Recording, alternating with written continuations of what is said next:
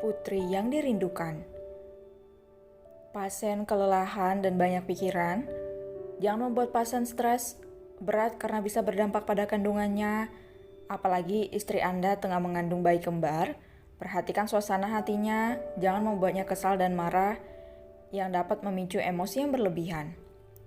Gilbert hanya diam mencerna ucapan dokter yang telah memeriksa istrinya. Dia menjadi merasa bersalah karena sudah membentak sang istri. Seharusnya dia menghadapi istrinya dengan kelembutan.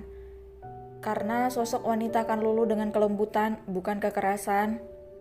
Baik dokter, terima kasih, ujar Gilbert. Saya sudah meresepkan vitamin, nanti Anda bisa menebusnya di apotik, ujar dokter itu sambil memberikan secari kertas. Gilbert menerimanya, dia pun mengantar dokter itu ke pintu utama. Setelahnya Gilbert kembali ke kamar. Netranya melihat sang istri yang sudah sadar dan kini tengah duduk berselonjor sambil meminum air hangat dengan dibantu oleh Marshall. Sayang, kamu sudah sadar, pekik Gilbert berjalan cepat ke arah istrinya. Dedi, ini ndak lihat apa Bunda lagi minum? Emangnya orang tidur bisa minum? Serobot Trepin. Galang yang gemas pun mencita kepala ponakannya, sungguh mulut Trepin tidak bisa direm. Dah bocil, mulut lo lemes amat, sindir Galang. Lep kan tanya, ujar Repin membela diri. Tapi pertanyaan kamu itu lebih ke, taulah, Galang stres sendiri menghadapi keturunan Grison itu. Emily menyudahi minumnya, dirinya masih sangat lemas. Marple kembali menggenggam tangan putrinya, tatapannya yang teduh membuat hati Emily menghangat. Maaf, ayah jika karena pengakuan ini kamu sakit. Ayah gak bermaksud buat kamu sakit. Ayah hanya ingin kamu tahu bahwa kamu masih memiliki seorang ayah.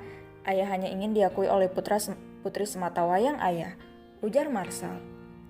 Emily hanya diam, lidahnya keluh. Dia tidak tahu harus berkata apa. Antara bahagia dan bingung dengan situasi saat ini. Dia tidak pernah bermimpi orang tuanya kembali menemukannya. Dia tidak pernah berharap jika suatu saat dia bisa bertemu kembali dengan sang ayah.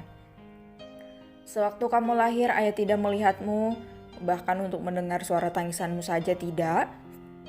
Saat tahu kamu lahir dengan selamat sudah cukup bagi ayah. Ibundamu bernama Harumi, dia wanita yang sangat cantik dan anggun, wanita yang lembut dan berhati mulia. Dia melahirkanmu dalam situasi yang sulit. Bahkan ayah tidak bisa mendampinginya saat dia melahirkanmu. Maafkan ayahmu yang tidak becus ini, isak Marshall.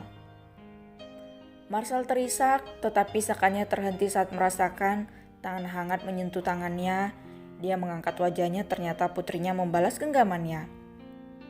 Tuan tidak salah, keadaan yang membuat kita harus berpisah. M sempat berpikir kenapa orang tua M membuang M. Apa salah M?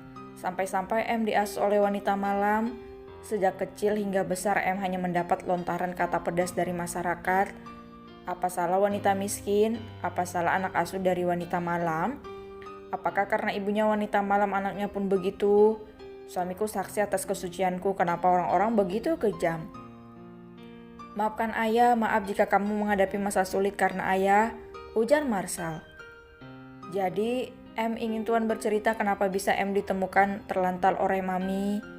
Bahkan sebelum Mami wafat, dia hanya berkata jika aku bukan anaknya, itu saja. Permintaan Emily sangat sederhana, tetapi Marshall belum berani mengatakan yang sebenarnya. Siapa dia dan dari mana dia? Marshall takut putrinya akan semakin menjauh darinya karena merasa terancam.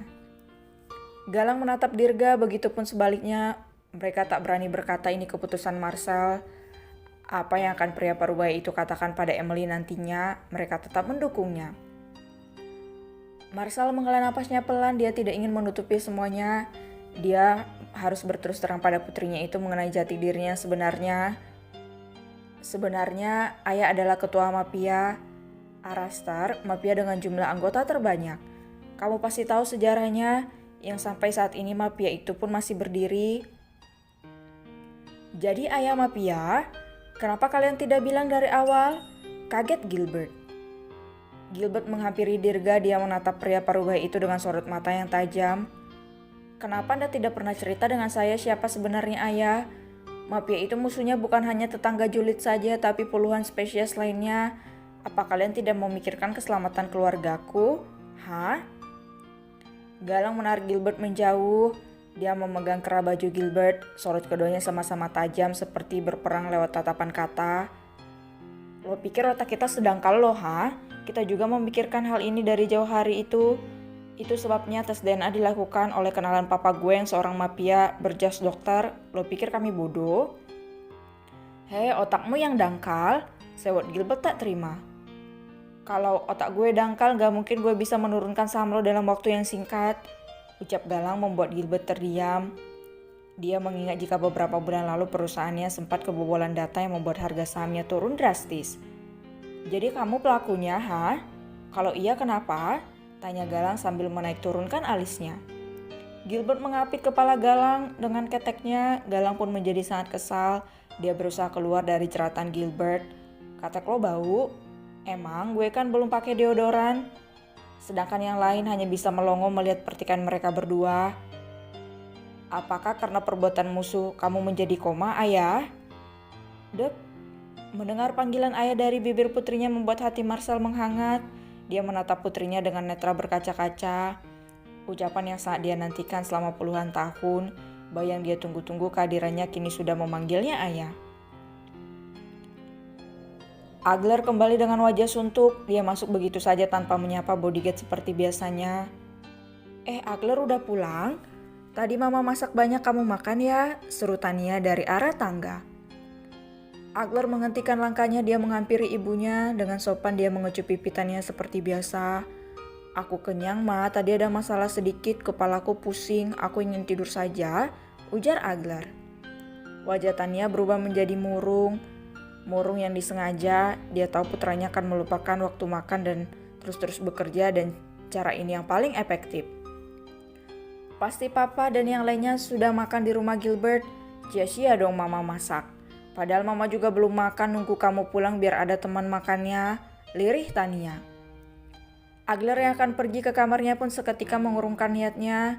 Dia menatap sang mama dengan ekspresi memelas. Tapi gak apa-apa deh, mama juga tidur kalau gitu, ujar Tania dan berbalik badan. Tania menghitung dalam hati, jika sudah begini, Agler pasti tidak akan menolaknya. Putranya itu sangat meratukan dirinya, di mana Agler tak pernah tega jika Tania belum makan karena dirinya. Ya, selamat tidur mas, semoga mimpi indah. Tania menghentikan langkahnya, dia berbalik dan terbengong saat melihat putranya sudah berjalan ke arah lift dengan santai. Agler, kamu gak kasihan sama mama? Pekik Tania. Agler berbalik, dia menghela napas pelan dan melirik jam dinding. Gak mungkin mama belum makan, kalau mama belum makan Renen juga belum makan. Tahu sendiri cucunya gak bisa makan tanpa ditemenin. Udah ya ma, Agler capek, tidur dulu. Agler pun berlalu menaiki lift meninggalkan Tania yang melongo dibuatnya. Udah gak mempan rupanya, gumam Tania.